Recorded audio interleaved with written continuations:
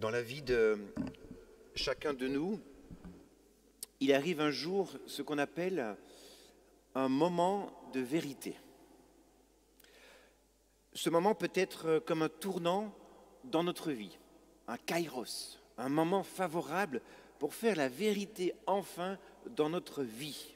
Et souvent, c'est au cours d'un événement un peu brutal que ce moment de vérité fait irruption dans notre vie. Pour un certain homme alcoolique qui rassurait tout le temps sa famille et ses amis pendant des années que oui, tout allait bien, merci, le moment de vérité est venu lorsqu'il a eu un étourdissement au volant de sa voiture qui a failli lui coûter sa vie.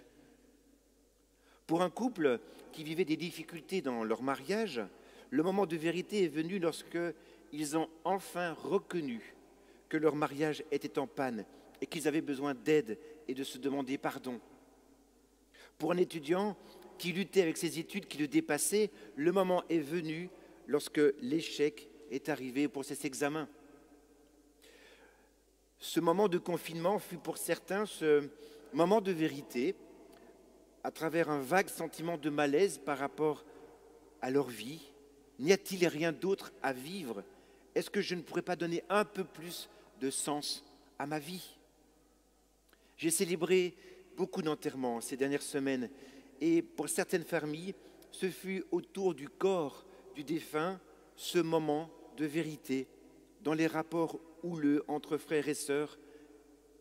Une réconciliation a pu se faire. Il peut y avoir comme ça dans la vie de chacun beaucoup de moments de vérité. Je vous le dis parce que ce jour de Pentecôte fut pour les disciples, pour Marie, encore que c'était plus simple pour elle, pour ces femmes qui étaient là, le moment de vérité. Voici leur réalité. Ce groupe d'hommes assez misérables, car ils ont lâchement abandonné leur ami Jésus qu'ils avaient pourtant suivi pendant 3 ans. Ils étaient effrayés, ils étaient blottis dans la chambre haute pour se protéger, parce qu'ils avaient peur de subir le même sort que Jésus. Rien de très glorieux pour eux.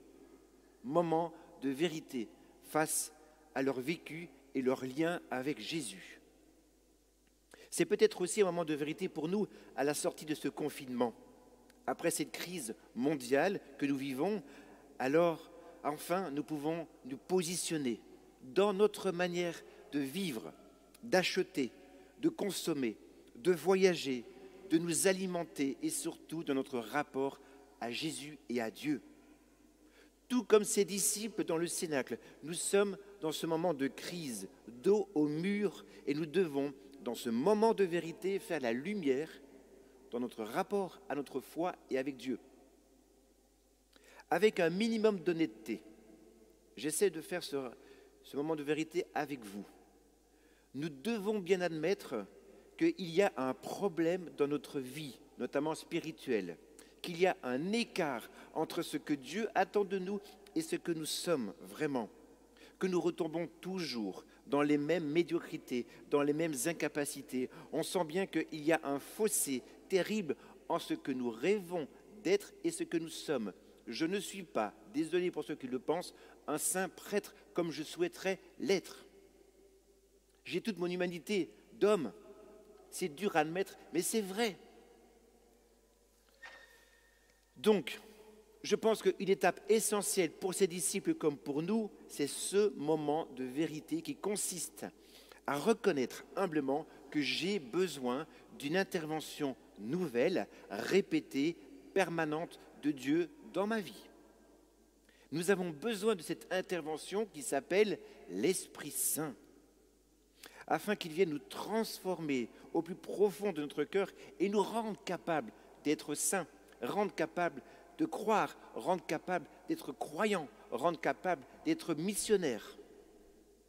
Et ce mot de transformation explique pour moi à merveille le travail de l'Esprit Saint dans notre vie. Il y a des foules d'hommes, de femmes, d'enfants, de toute culture et de toute civilisation qui font l'expérience, qui sont soudain rendus capables de pardonner, rendus capables d'aimer, rendus capables de se donner, rendus capables de donner, de partager, de garder une certaine joie, une espérance dans des situations très compliquées, grâce à l'Esprit Saint.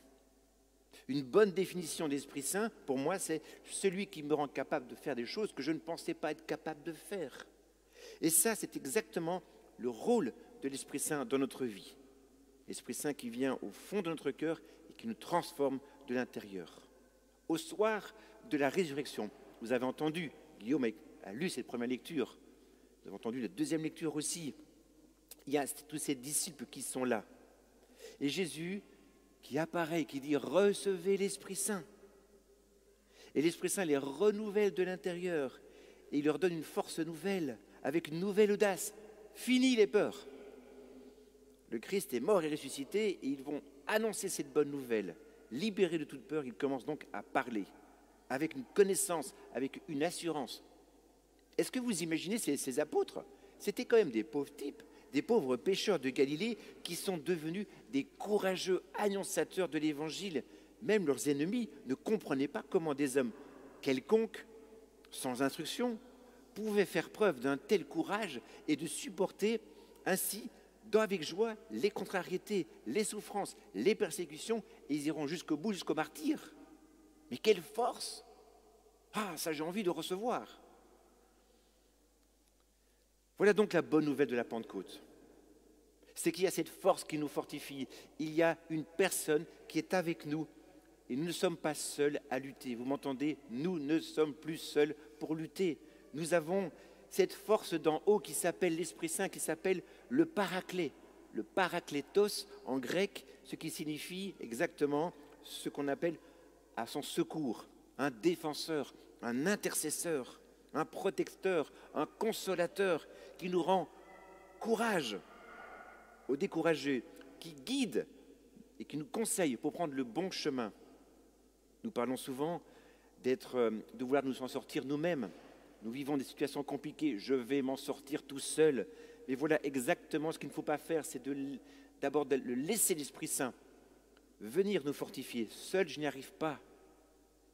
C'est lui qui comble nos insuffisances et guérit nos blessures et nous aide à faire face à la vie.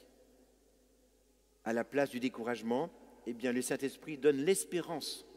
C'est l'Esprit Saint qui travaille en nous et qui nous rend non pas des chrétiens pratiquants, mais des chrétiens pratiqués.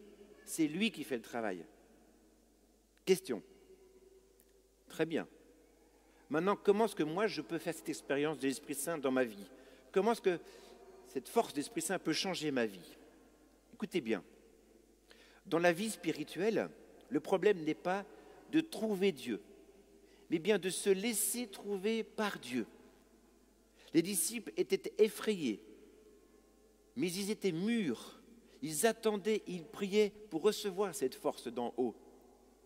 Les membres des alcooliques anonymes attestent que la découverte la plus importante dans leur vie, dans leur maladie, c'est de devenir conscients qu'ils ont été découverts par quelqu'un dans leur fragilité. Donc, à l'approche de Dieu, la plupart de nous, on se sauve. Nous ne voulons pas croire que sa tendresse apporte la guérison, que son esprit nous transforme et nous fortifie. Cependant, la certitude d'une force plus grande que nous a apporté l'espérance à des millions de personnes, pour ne pas dire des milliards. À la question « Comment faire pour recevoir l'Esprit Saint ?» Eh bien, je réponds 3 choses. 1. Comme les disciples le désiraient. Est-ce que vous désirez recevoir l'Esprit Saint? 2. Priez pour le recevoir. Nous sommes ici pour prier pour le recevoir. Nous avons entendu ces beaux chants à l'Esprit Saint. 3. Se laisser trouver, comme les disciples. Donc demandons simplement de le recevoir avec foi, comme un véritable ami, comme un véritable conseiller, défenseur, guide, cette force d'en haut. Hier soir, j'ai écouté un de mes frères prêtres qui nous invitait à ne pas ressembler à ceci. Alors c'est assez lourd, je ne savais pas. À ceci.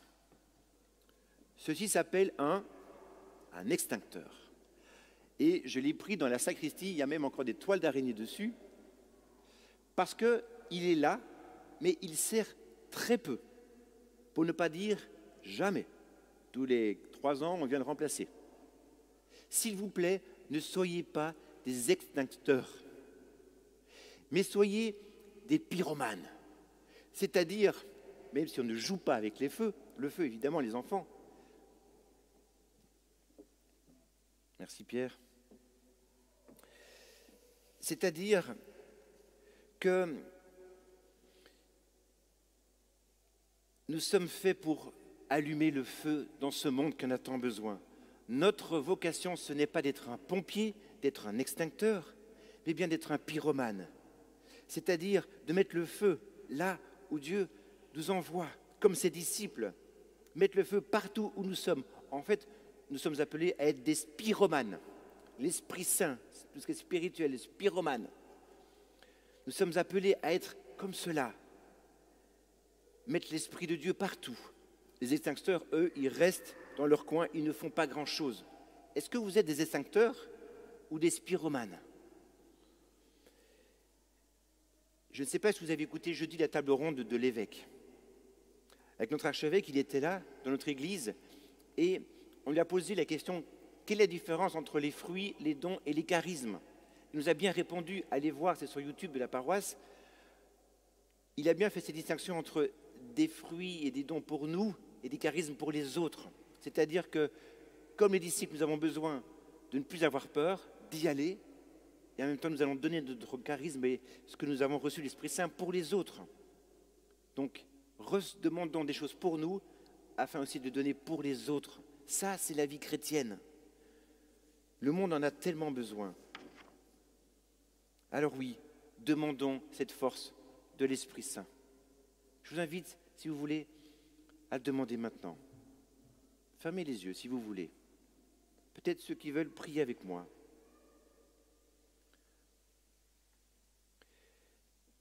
Cher Esprit Saint, merci d'exister, d'être ce défenseur, cet avocat, ce consolateur, j'en ai tellement besoin. Oui, j'ai besoin de toi dans ma vie, j'ai besoin que tu sois mon ami, cet ami toujours à mes côtés, pour me conseiller, pour me donner des forces, du courage, de la lumière dans mes ténèbres, de la paix, de la joie. Quelles que soient les circonstances de ma vie, en pleine tempête ou quand tout va bien, j'ai besoin de toi. Viens, Esprit Saint, viens dans ma vie, viens dans notre assemblée.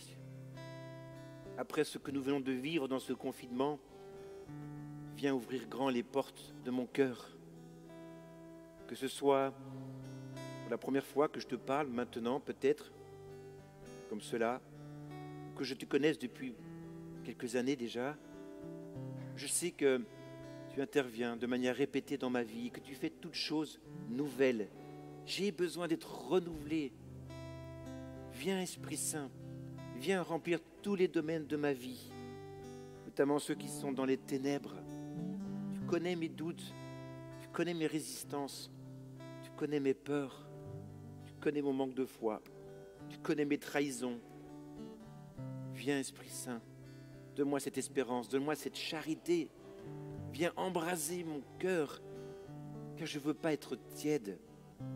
Je veux être ce spiromane qui annonce cette bonne nouvelle partout dans le monde.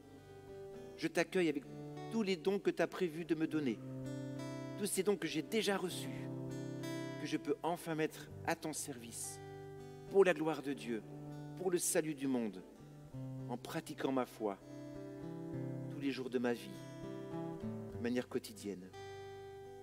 Merci Esprit Saint de venir dans mon cœur maintenant. Merci Jésus d'être là. Merci de m'avoir montré l'exemple. Merci d'être mon modèle. Merci Père pour tant d'amour. Je nous souhaite une Pentecôte permanente.